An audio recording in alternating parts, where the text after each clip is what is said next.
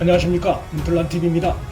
12일 코로나 바이러스 감염증 신규 확진자가 950명으로 국내 유행 후 최다를 기록한 가운데 곧 교체될 예정인 박능후 보건복지부 장관이 코로나19 관련해 대통령 문재인의 거짓말을 정면 비판하는 뒤끝장렬 행태를 보여 파장일고 있습니다.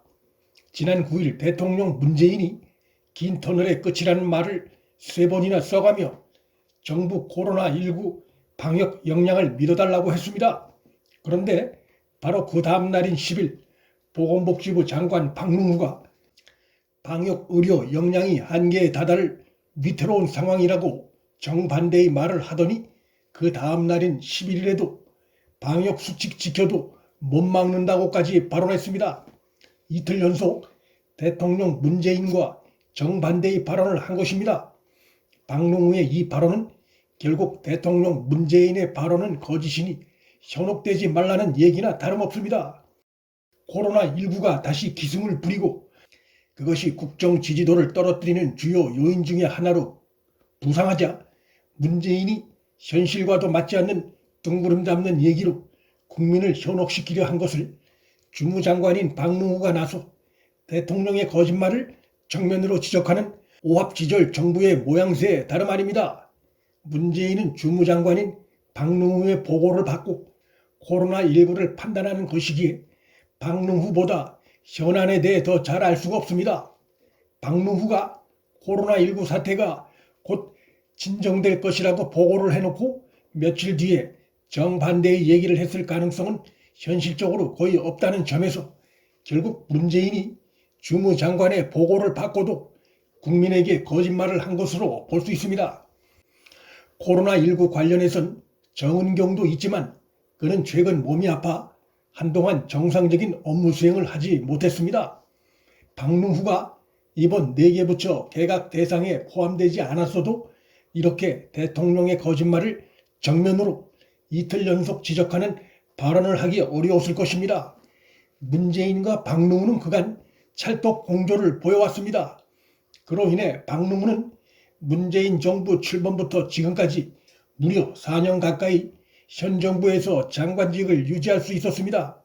따라서 이번에 박능후의 행태는 곧 물러나게 된 장관의 일종의 뒤끝장렬 행태를 보인 것이라고 볼 수 있고 문재인 정부의 균열된 속살의 일부가 드러난 것이라 할 수 있습니다.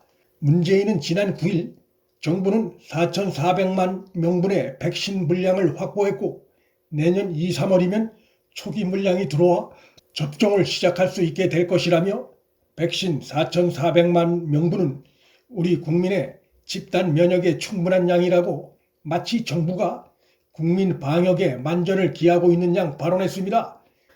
그러나 코로나 백신 접종을 시작한 영국에 이어 유럽연합 국가와 미국, 일본 등에서 곧 대규모 백신 접종을 하는데 우리 국민은 언제 백신을 맞을 수 있을지 갈수록 불투명해지고 있습니다.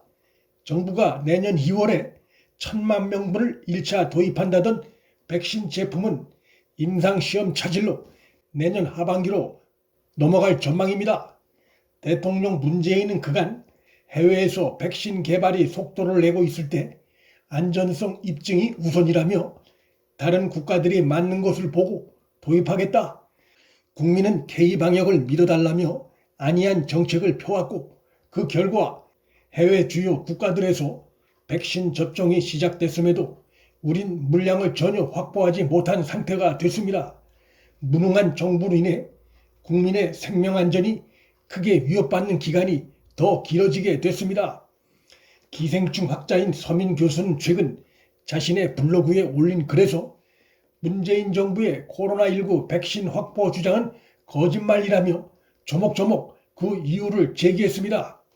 정부가 아스트라제네카와는 이미 계약을 완료했고 화이자, 존슨앤존슨, 얀센과 구매 확정서를 또 모더나와는 공급 확약서를 맺었다고 발표했는데 이는 실제로 계약한 건 아스트라제네카 딱 하나라는 얘기라고 지적했습니다.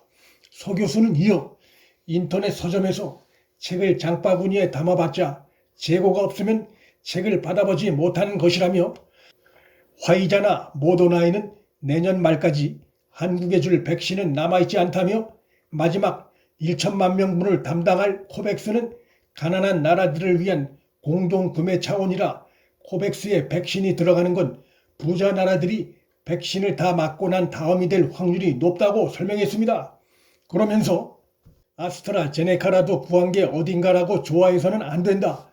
3상을 이미 마친 화이자나 모더나와 달리 아스트라제네카는 아직 3상을 통과하지 못했기 때문이라며 정말 웃기는 것은 훨씬 안전한 화이자나 모더나가 부작용이 있을지 모른다고 우려하던 문재인 정부가 갑자기 아스트라제네카의 부작용이 크지 않다고 떠드는 것이라고 꼬집었습니다.